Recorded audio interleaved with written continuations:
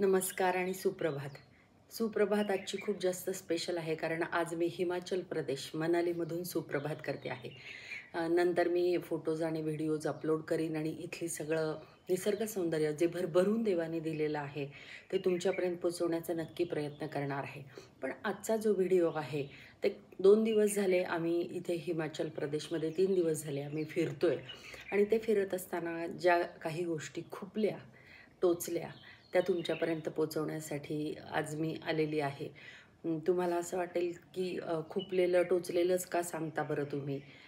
तर तसं नाही आहे. खूप जास्त खुश आहे मी इथे येऊन आणि त्यामुळे त्या ज्या गोष्टी आहेत त्या पण मी तुमच्याबरोबर नक्की शेअर करणार आहे. फक्त ह्या ज्या गोष्टी मला लगेचच सांगाव्याशा वाटल्या कारण काही कसं असतं ना, की एखादी गोष्ट आपल्याला टोचली की ती पटकन कोणाला तरी सांगितली की आपल्याला बरं वाटतं. आणि तुमचं माझं हे जे कनेक्ट झालेलं आहे, तर मला असं वाटलं की हे मी तुमच्याशी नक्की शेअर केलं पाहिजे. तर काय झालं ना, 3 दिवस आम्ही हिमाचल प्रदेशमध्ये फिरतोय आणि अप्रतिम निसर्ग सौंदर्य देवाने इतकं भरभरून दिलेलं आहे. असं म्हणतात की तुमच्या नशिबामध्ये असतील त्याच गोष्टी तुम्हाला मिळतात. मला असं वाटतं की आपण इनफ लकी आहोत की आपण भारतामध्ये जन्माला आलो आणि भारतामध्ये इतक्या मुक्त हस्ताने निसर्ग आहे, उधळलेलं आहे, इतकं सौंदर्य अप्रतिम आहे, की आपण खरंचच नशीबवान आहोत की भारतासारख्या देशामध्ये आपला जन्म झालेला आहे. पण असं असतं दैव देतं आणि कर्म नेतं असं म्हणतात. अशी म्हण आहे आपल्याला माहिती की देवाने तर खूप दिलेलं आहे. पूर्वी हे आर्थिक नियोजनाच्या बाबतीमध्ये असं असायचं की देवाने भरपूर दिलेलं होतं, वडिलोपार्जित भरपूर होतं, पण मुलाबाळांनी ते घालवून टाकलं. तर तसंच निसर्गाच्या बाबतीत आपलं काही होतंय का? हा विचार करण्याची वेळ नक्की आलेली आहे.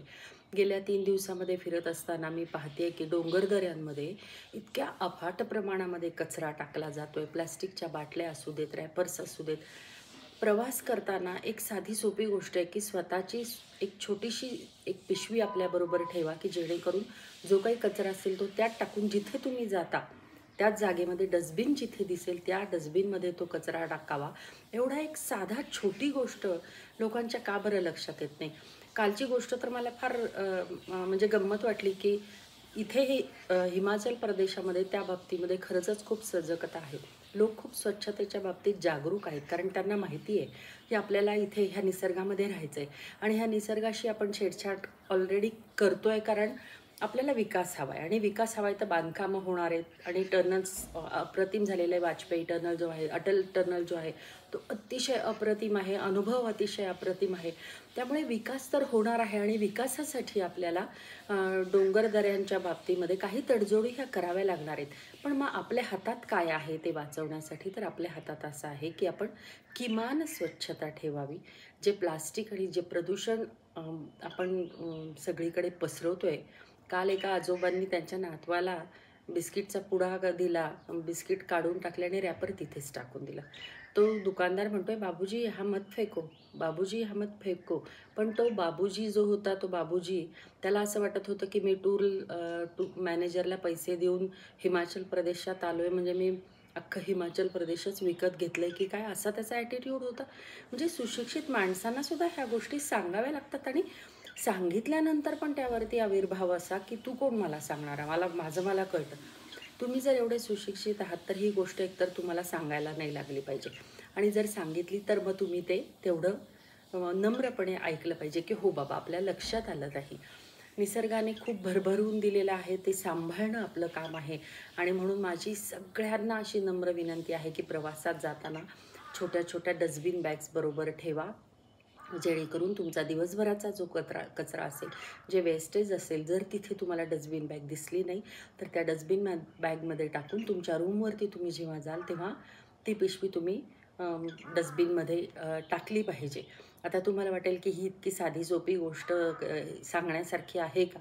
पण खरंच सांगण्यासारखी आहे. हे गेल्या 3 दिवसात मी अनुभवते आहे. मुलांचे डायपर म्हणू नका, खाल्लेल्या गोष्टी म्हणू नका, कॅन्स म्हणू नका, कोल्ड्रिंक्सच्या बाटल्या म्हणू नका, पाण्याच्या बाटल्या म्हणू नका.